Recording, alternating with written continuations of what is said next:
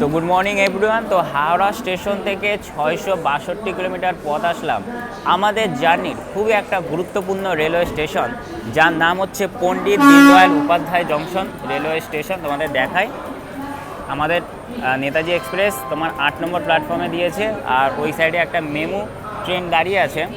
আর পণ্ডিত Deendayal Upadhyay station code হচ্ছে DDU. Total তোমার 8খানা platform ছিল। আর এই স্টেশনটার আগে নাম ছিল হচ্ছে মোগলসরাই।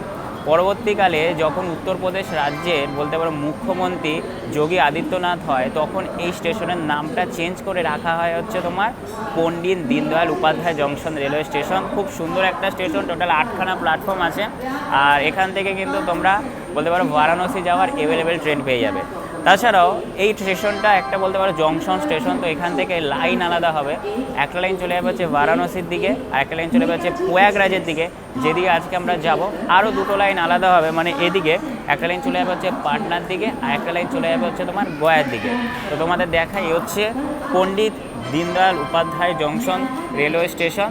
আর আমাদের এখানে নেতাজি এক্সপ্রেসে, মানে ঐতিহাসিক নেতাজি এক্সপ্রেসে বলতে পারো মাত্র 7 মিনিটের স্টপেজ আছে।